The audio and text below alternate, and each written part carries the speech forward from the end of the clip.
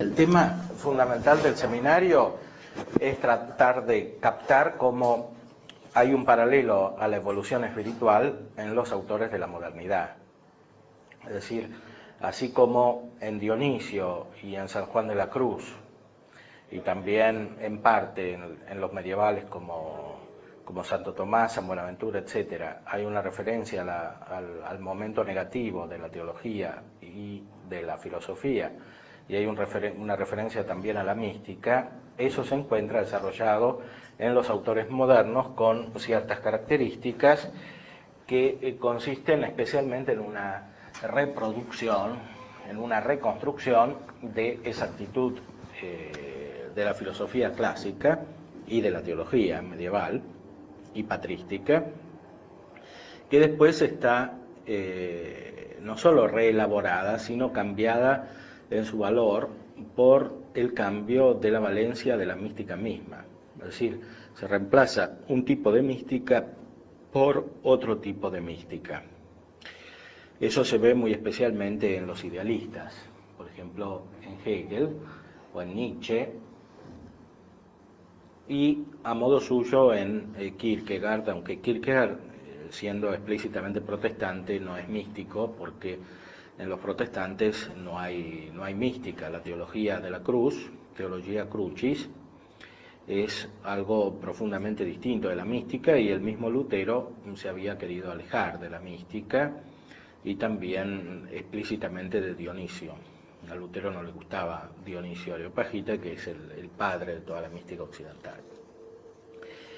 En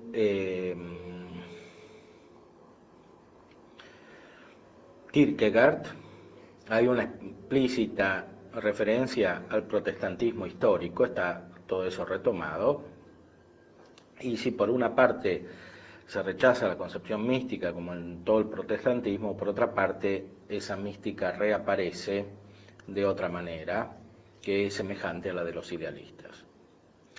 Pero todo eso es difícil de ver sin apoyarnos sobre los textos.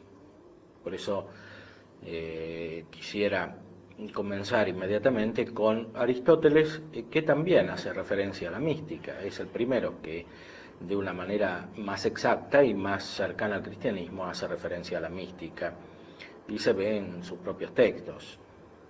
También en cierta medida está esa referencia en Platón, aunque Platón es un filósofo que desarrolla especialmente el aspecto visivo, contemplativo directo, y no aparece tan claramente el aspecto negativo. En los neoplatónicos sí aparece ese aspecto negativo, en los sucesores de Platón, sobre todo en el neoplatonismo, en Proclo, en Plotino, aparece ese aspecto negativo, pero no tan directamente en Platón. En cambio, en Aristóteles hay una referencia más marcada a la distancia entre el conocimiento propio de Dios y el conocimiento propio de la inteligencia humana.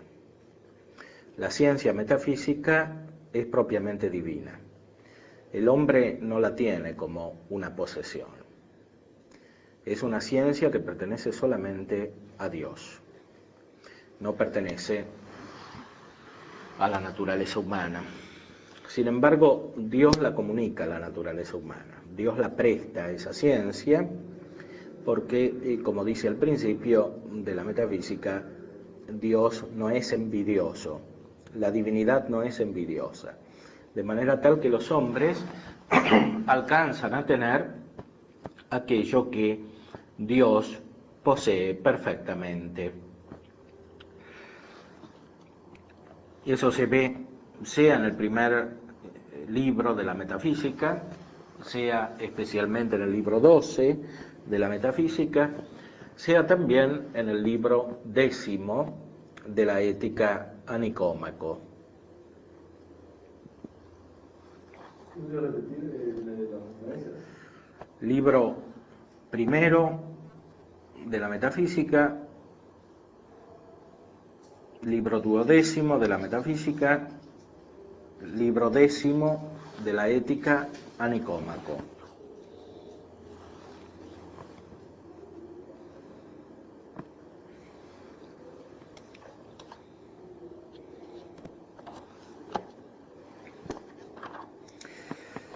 este carácter místico de la metafísica de Aristóteles no siempre fue captado por los estudiosos de Aristóteles.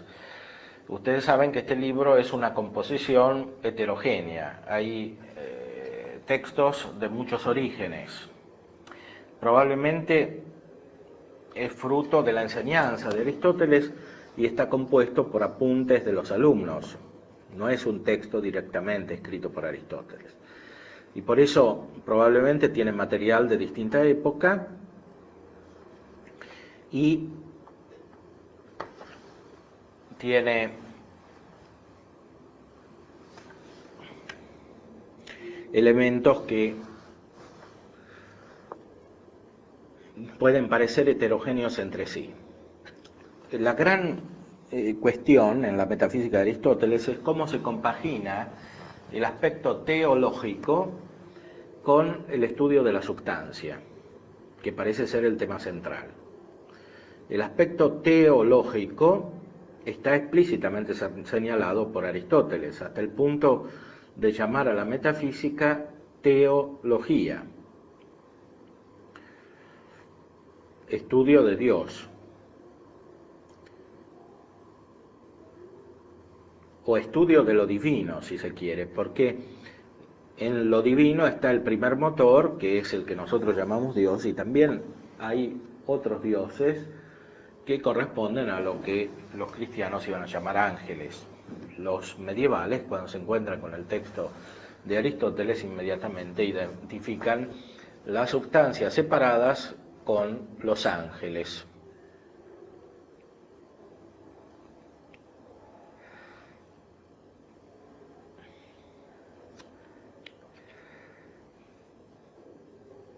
Todos los hombres, dice al principio, desean por naturaleza saber, etcétera. Hace un razonamiento a partir del amor a los sentidos, una fenomenología de la percepción, del conocimiento en general, hasta llegar al conocimiento en el sentido más elevado. El arte es superior a la experiencia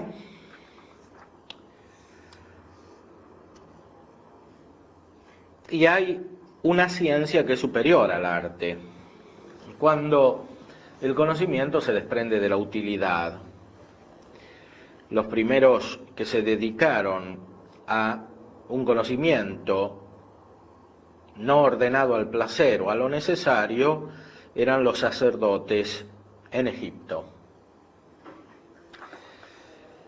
Es decir, el conocimiento más elevado implica un carácter libre, no inmediatamente unido a lo útil o a lo necesario. Y llega de esta manera a la ciencia suprema, que es la que él propone en esta obra. Lo que ahora queremos decir es esto, que la llamada sabiduría versa, en opinión de todos, sobre las primeras causas y sobre los principios. ¿Ven? Esta es la primera caracterización de la metafísica. Ciencia de las causas primeras y de los principios, que son los principios de la realidad.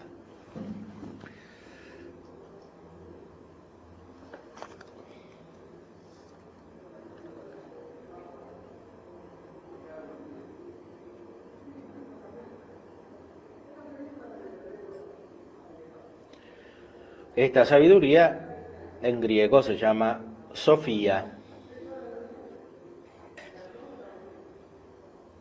Trata acerca de las primeras causas, es decir, prota aitia, y trata acerca de los principios.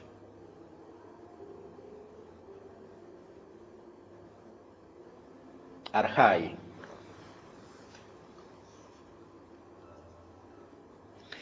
En toda la metafísica se trata de saber de qué causas y de qué principios es ciencia la sabiduría.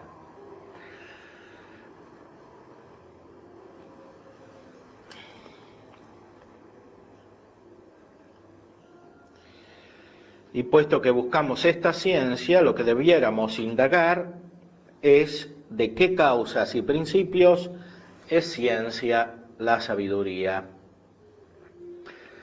Si tenemos en cuenta el concepto que nos formamos del sabio, es probable que el camino quede más despejado. Pensamos, en primer lugar, que el sabio lo sabe todo en la medida de lo posible, sin tener la ciencia de cada cosa en particular. También consideramos sabio al que puede conocer las cosas difíciles y de no fácil acceso para la inteligencia humana, pues el sentir es común a todos y por lo tanto fácil y nada sabio. Aquí indica ya una de las características de esta ciencia suprema, de la metafísica, llamada así posteriormente Aristóteles, y es que se aleja de lo sensible. Evidentemente aquí hay una conexión con Platón, el cual por primera vez había manifestado que existe la ciencia en cuanto el hombre tiene un espíritu capaz de captar lo inmaterial. Lo había desarrollado ampliamente, había explicado en qué consiste el entendimiento de las esencias. Aristóteles es discípulo de Platón en eso, tiene muy claro que lo principal de la realidad es inmaterial. Por eso la ciencia principal es la metafísica, llamada aquí sabiduría.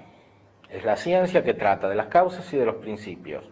Estas causas y principios son entes superiores a las cosas de este mundo. La diferencia respecto de Platón es que para las cosas de este mundo no tienen realidad propiamente hablando, son como sombras de las verdaderas realidades que son solamente las inteligibles.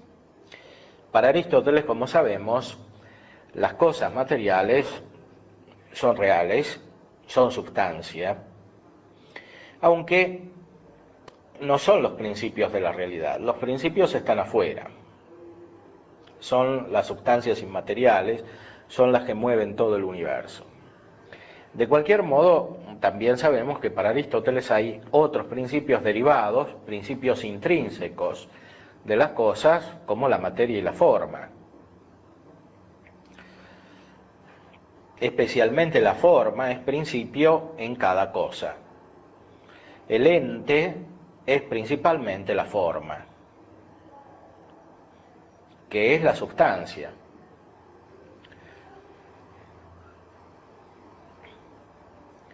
Lo principal de la sustancia es la forma. Ciertamente en la filosofía aristotélica se pone el problema fundamental de hasta qué punto Aristóteles captó la relación entre las sustancias superiores y las cosas materiales de este mundo, es decir, si tuvo una idea de creación o si pensó solamente las cosas superiores como motores, es decir, como causas eficientes motrices, como las que dan impulso al mundo material y no contribuyen intrínsecamente a su ser. Para muchos autores, Aristóteles se acercó a la idea de creación, no para la mayoría. Para muchos autores, sin embargo, Aristóteles se acercó a la idea de creación. No solamente se trata de mover las cosas, sino de contribuir al ser de las cosas. En realidad, todo el planteo que pone en el primer libro de la metafísica apunta a eso. Ciertamente no aparece la creación de la nada, no aparece el hecho de que el ser viene del principio supremo sin presuponer otra cosa, que es la idea exacta de creación. Eso no está formulado. Sin embargo, el planteo de la ciencia metafísica como tal apunta a la derivación de las cosas de Dios. Justamente la crítica que en este primer libro hace de Platón, Aristóteles, es que no explica cómo las cosas proceden de Dios. ¿Cómo surgen las cosas? Sí. A mí me cuesta entender que se acercó a la idea de creación, Sí, porque la idea de creación es en sí mismo muy abarcadora, o sea, claro. yo tiendo a pensar más lo otro, que no se acercó, o sea, que en ese sentido se parece más a Platón, ahí como que movió algo que ya estaba, y que nunca se planteó si eso empezaba a estar en algún momento o no. Sí. A mí me cuesta entender que alguien se acerca a la idea de creación si no la capta en sí misma. Bueno, se acerca en el sentido de que se pregunta del modo más profundo acerca de la realidad, y eso implica ver de dónde surge la realidad, cuál es el principio, como dice explícitamente, el arjé.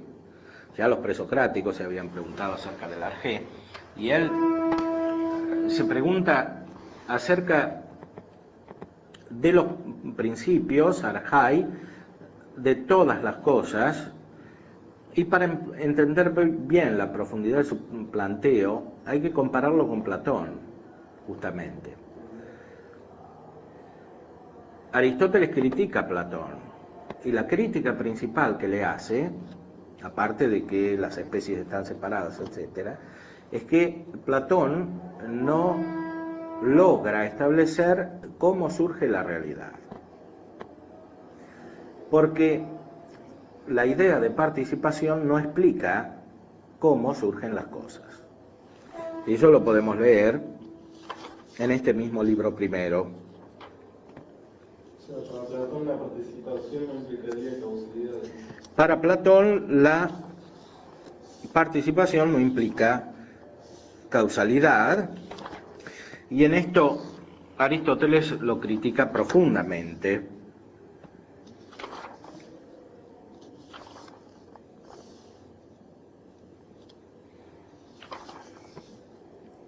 Podemos adelantar lo que dice en su Historia de la Filosofía, que en realidad es una filosofía de la historia de la filosofía. Según Aristóteles, Platón no fue más allá de Pitágoras, el cual explicaba la relación de los entes entre sí por imitación,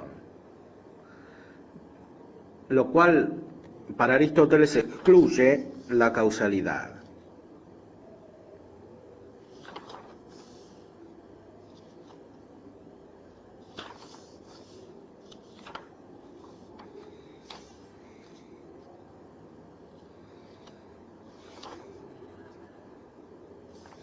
Fíjense lo que dice acerca de Platón en el número 987b.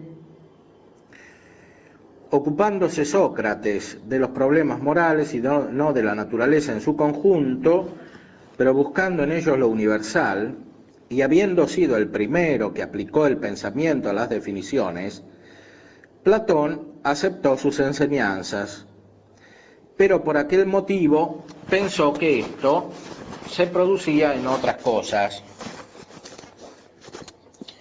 no en las sensibles, pues le parecía imposible que la definición común fuese de alguna de las cosas sensibles, al menos de las sujetas a perpetuo cambio. Este pues llamó a tales entes ideas, añadiendo que las cosas sensibles están fuera de estas, pero según estas se denominan todas, pues por participación tienen las cosas, que son muchas, el mismo nombre que las especies. En griego, por participación se dice kata metexin. Aristóteles no hace entrar la participación, la metexis, en su sistema metafísico. Sin embargo, retoma la idea de participación, incluso el término, cuando tiene que explicar la relación interna al hombre entre los elementos superiores y los inferiores. O sea, la parte sensible participa de la razón, dice Aristóteles, explícitamente usando el término platónico.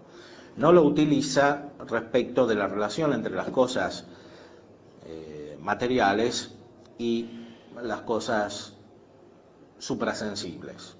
por una razón que explica a continuación. Y en cuanto a la participación, no hizo más que cambiar el nombre. Pues los pitagóricos dicen que los entes son por imitación de los números, y Platón que son por participación, habiendo cambiado el nombre. La crítica es muy profunda. Dice, Platón no hizo otra cosa que retomar lo que dijeron los pitagóricos, cambiando la palabra. La participación platónica es todavía una imitación. Pero ni aquellos ni éste se ocuparon de indagar qué era la participación o la imitación de las especies. Esta frase es importante porque indica por qué Aristóteles critica a Platón. No por el término participación, evidentemente, no por el hecho de querer explicar la relación entre lo superior de los entes, las cosas suprasensibles, y lo inferior, las cosas sensibles, sino porque ese concepto de participación para Aristóteles está vacío. No explica lo que quiere explicar. O sea, Platón lo propone con una finalidad y esa finalidad no se cumple. La explicación de Platón no logra el objetivo. ¿Cuál es el objetivo? Lo explica después. Además, al lado de lo sensible y de las especies, admite las cosas matemáticas como entes intermedios, diferentes por una parte de los objetos sensibles por ser eternas e inmóviles, y por otra parte de las especies, por ser muchas semejantes, mientras que la especie misma es sólo una en cada caso. Siempre hay una cosa en sí, para tomarle la expresión a Kant, que es la idea. Esa idea es una, mientras que las cosas sensibles son múltiples. Y puesto que las especies son causa para las demás cosas, creyó que los elementos de aquellas eran elementos de todos los entes.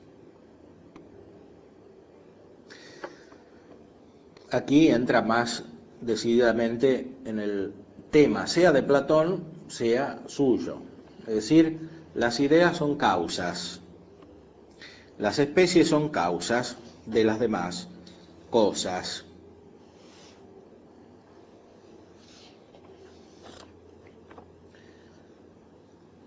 En griego estas especies se llaman ideas, idea. Eso es un Aristóteles. Aristóteles que está explicando la teoría platónica.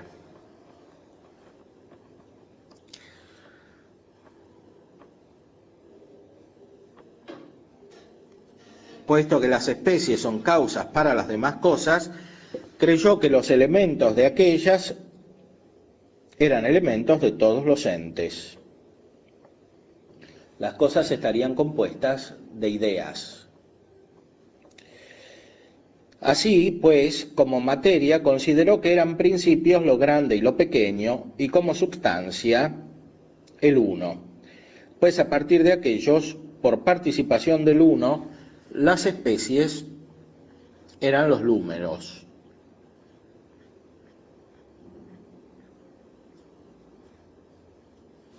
Esta es la teoría platónica de la madurez, del Parménides, etc.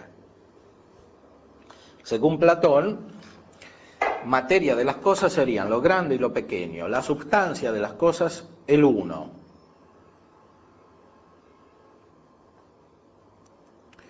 A partir de lo grande y lo pequeño, por participación del uno, las especies eran los números. O sea, las ideas son como números del uno, participadas del uno.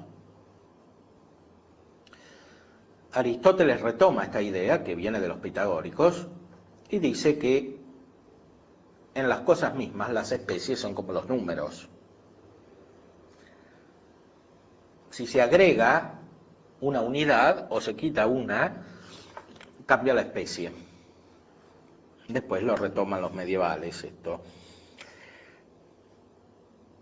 Es interesante porque hay algunos autores modernos que dicen que Platón tenía doctrinas no escritas. Esas doctrinas no escritas se conocerían sea a través de los neoplatónicos, sea también a través de Aristóteles, que era discípulo de Platón y que durante 20 años y que sabía lo que decían en la academia, porque lo había escuchado directamente.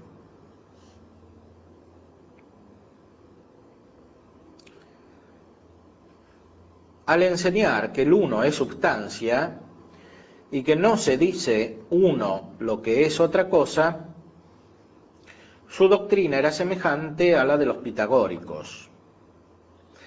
Y al afirmar que los números eran las causas de la substancia para las demás cosas, enseñaba lo mismo que ellos. Pero el poner una díada en lugar del infinito como uno, y hacer el infinito a partir de lo grande y lo pequeño, le era propio.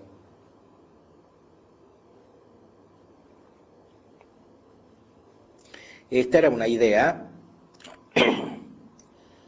propia de Platón, distinta de la de los pitagóricos. Los números son causa de las cosas, esa es una idea pitagórica. Poner una díada en lugar del infinito como uno y hacer el infinito a partir de lo grande y de lo pequeño, eso lo dijo Platón.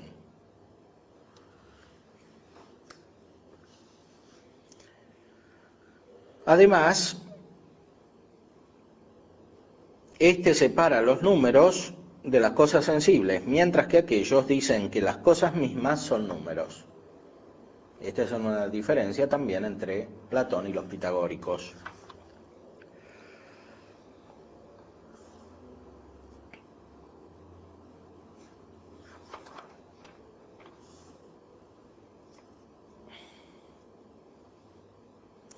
Etcétera.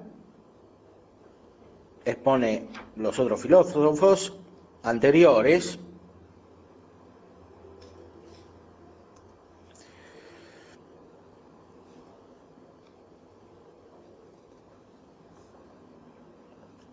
Platón, los itálicos, Empédocles, Anaxágoras, todos estos se han referido a esta causa, etcétera. Estos, por consiguiente, solo tocaron esta causa, que es la causa material, y otros aquella de donde procede el principio del movimiento. Por ejemplo, los que ponen como principio la amistad o el odio, o el entendimiento o el amor. Estos hablaron de la causa eficiente, de dónde procede el principio del movimiento. Ahí estaría usando la eficiencia como principio de movimiento. Sí, pero refiriéndose a los presocráticos.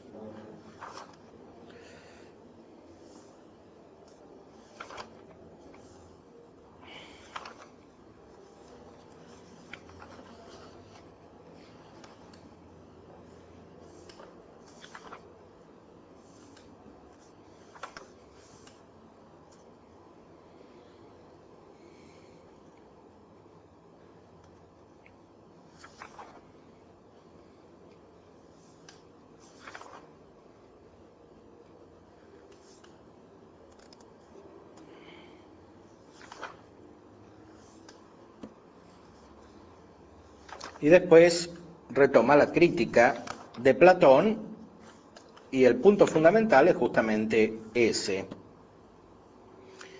que no explica Platón lo que comenzaron a explicar esos filósofos presocráticos. Fíjense, retomamos los textos anteriores. Por una parte están los que hablan de la causa material. Por otra parte están los que se refieren a la causa que mueve. Y eso es un progreso respecto de la mera causa material.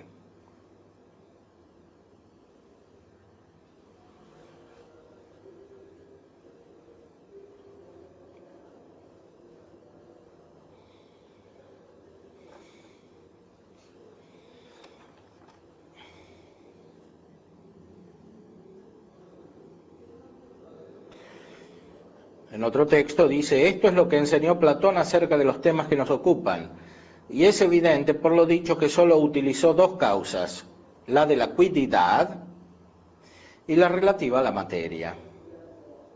Es decir, habló de la forma, habló de la materia, pero no de la causa eficiente. Esa es la perspectiva propia de Aristóteles.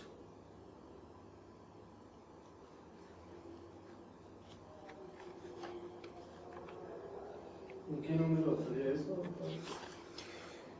Eso está al principio cuando él en la metafísica empieza a hacerse como una historia Sí. de la causa. 988A.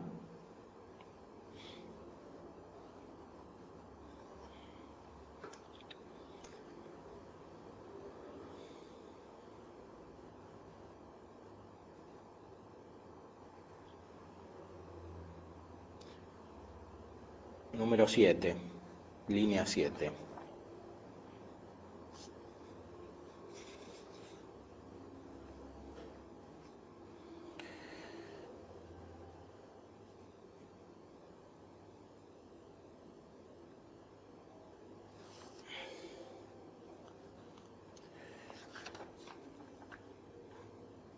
De cualquier modo, Aristóteles reconoce que los que más se acercaron a explicar qué es la substancia son los platónicos.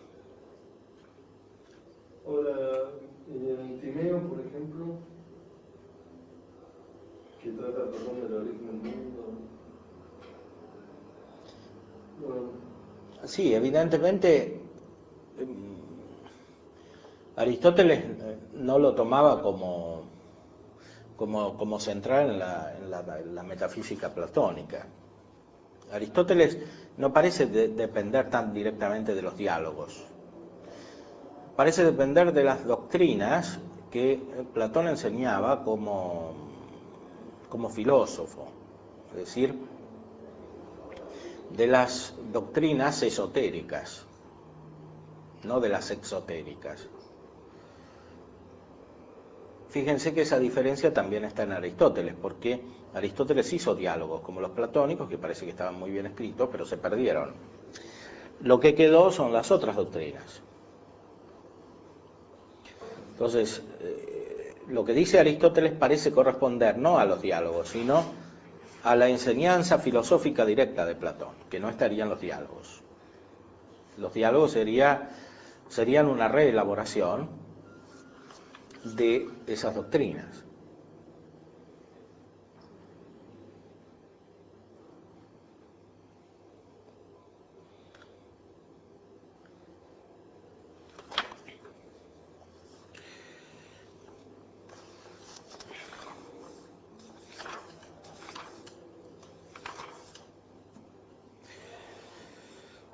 Para Aristóteles, la participación no explica nada.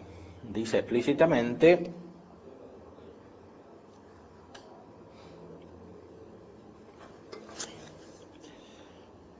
togar metegein udenestin. El participar es nada. Eso quiere decir que no explica nada. ¿Qué es lo que no explica? No explica de dónde salen las cosas. No explica los principios. Dice que hay cosas arriba y cosas abajo, pero no explica la relación. Cómo de las cosas superiores surgen las inferiores.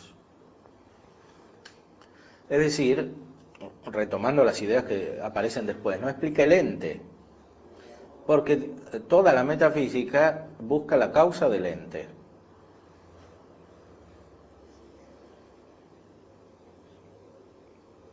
O sea, Platón no hace metafísica para Aristóteles. hace una metafísica parcial.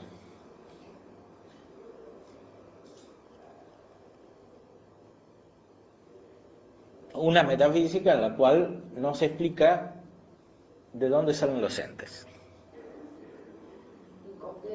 Incompleta.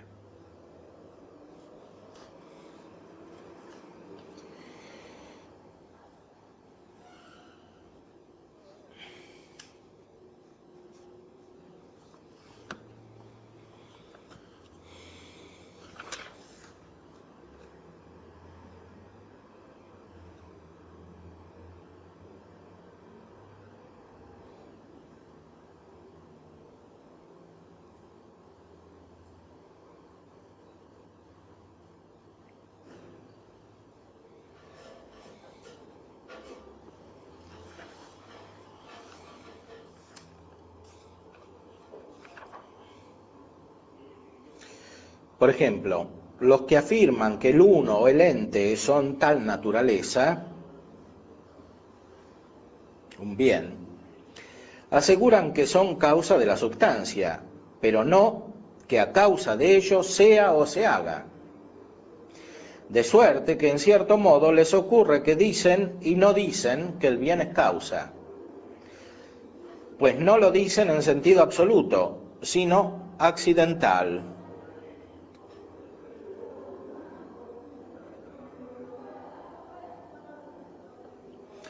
Esto parece referirse al mismo Platón, porque para Platón el bien es la realidad suprema y en la República dice que el bien causa. Sin embargo, para Aristóteles hay una ambigüedad en Platón. Dice que es causa el bien, pero también dice que no es causa. ¿Por qué? Porque la relación de participación no explica la causalidad. La participación es como la imitación pitagórica, para Aristóteles.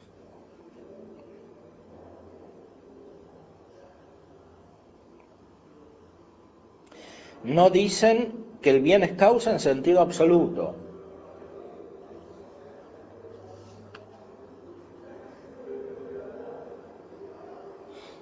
Eso está en el número 988, B. 15. ¿Y es el sentido absoluto cuando sería? Y que del bien surja el ente, o que surja la sustancia, o que del ente surja la sustancia, o del uno surja la sustancia.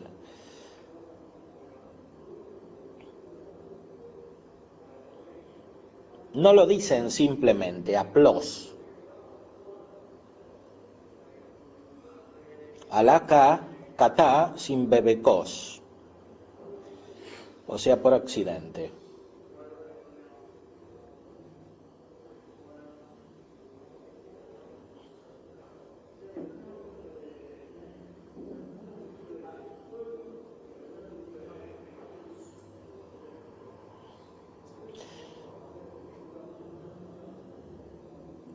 No se trata solo de la causa del hacerse, sino la causa del ser, einai.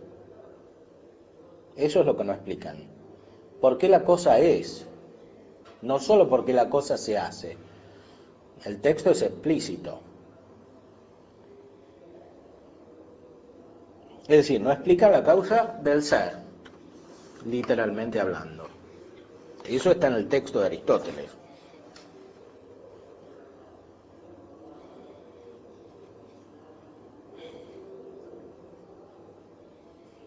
Leemos más completamente el texto.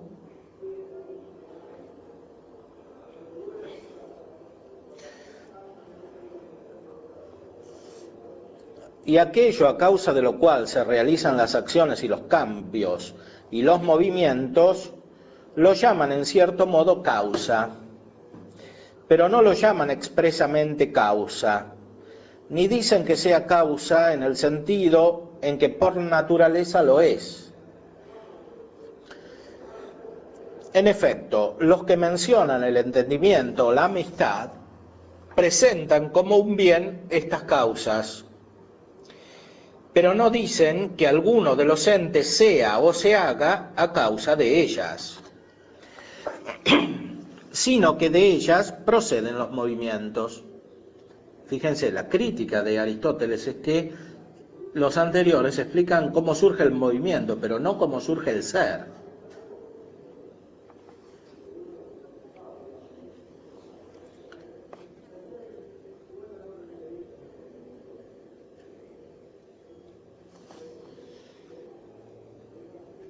Eon, egignomenon, titononton, alhos, apotuton, tas kineseis, usas, legusin. No dicen cómo surge el ser, sino que dicen cómo surge el movimiento.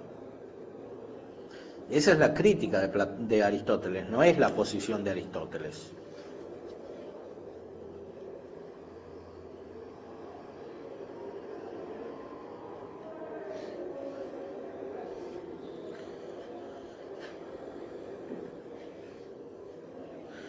En efecto, los que mencionan el entendimiento, la amistad, presentan como un bien estas causas, pero no dicen que alguno de los entes sea o se haga a causa de ellas, sino que de ellas proceden los movimientos. Y asimismo, también los que afirman que el uno o el ente son tal naturaleza, aseguran que son causa de la sustancia, pero no que a causa de ellos sea o se haga. De suerte que en cierto modo les ocurre que dicen y no dicen que el bien es causa, pues no lo dicen en sentido absoluto, sino accidental. Esa es la crítica a Platón. ¿Qué es lo que no explicó Platón? ¿Por qué las cosas son? ¿Cómo surgen del bien? Dicho de otra manera, la explicación de Platón es insuficiente. Es constatar un parecido entre las cosas y el bien, pero no por qué son.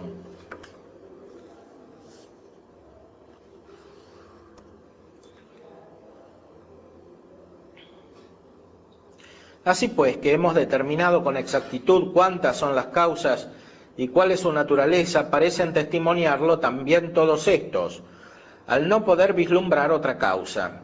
Además, está claro que los principios deben investigarse todos así, o de algún modo semejante, etc.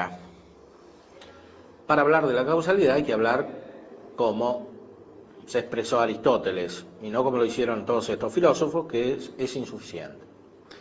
Aristóteles aquí, estrictamente hablando, está refiriéndose a las 4 causas: formal, material, eficiente y final.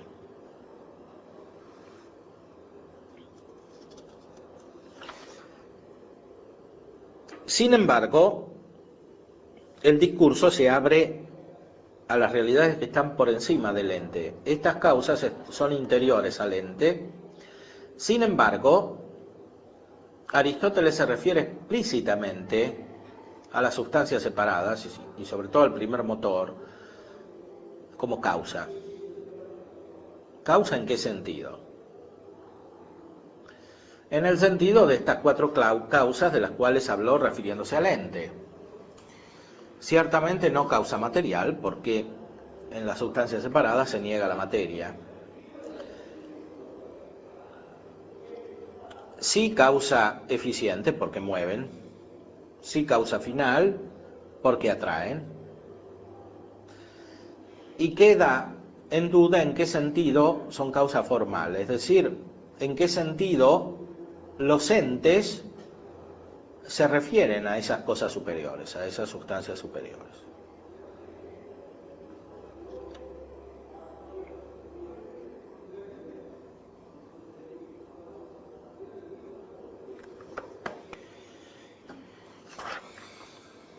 Bueno.